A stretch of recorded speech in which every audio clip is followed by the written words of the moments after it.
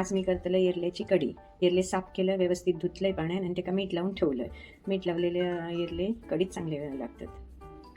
त्यासाठी लागताला खोबरा, धणे, हळदपूड, लाल तिखट, हे आमचं मालवणी माशांचं मसालो, हिरवा मसाला म्हणतात याला, कांदा, चिंच, तिरफळ आणि थोडी मिरी एवढा टाकून वाटप करून घेतले मी. आता कढीक लागणारा ओल्या नारळाचा खोबरा घेतला थोडा, त्याच्यात थोडा मीठ टाकलं. आपल्या हिरवा मालवणी मसालो माशांचं तो टाकलं. हळदपूड टाकली, 2 चमचे धणे, थोडी मिरी, अर्धा कांदा, चिंच आणि 4 तिरफळा हे सगळं घालून पाणी घालून वाटप करून घ्यायचा. हे सगळं बारीक वाटप करून घ्यायचं. हे सगळं बारीक जर वाटप झाला तरच कढी चांगली होतं. आता मी करतो एरल्याची कढी. त्याच्यासाठी आधी काय एरले साफ करून धुवून ते मीठ लावून अर्धा तास ठेवलेलं. आणि आता त्याच्या फोडणीसाठी लागतं कांदो, हळदपूड आणि काश्मीरी मिरची आणि तेल. आता कढई तापली तर ह्याच्यामध्ये फोडणीसाठी तेल घालून घेऊया. मग अशी वाटप केलेलं आहे.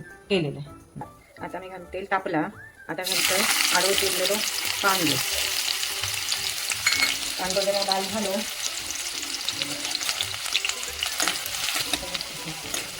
जरा कांदा लाल होऊ दे.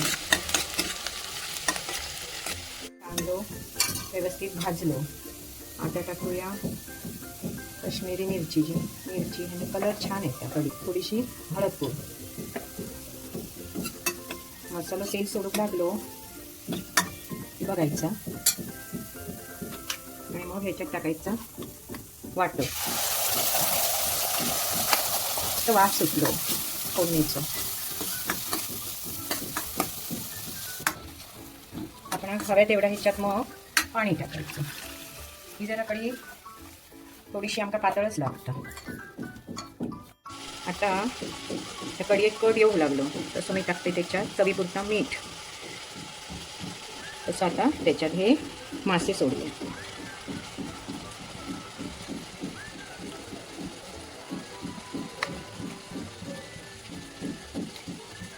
आता कढी व्यवस्थित उकळी. आता मासे शिजले.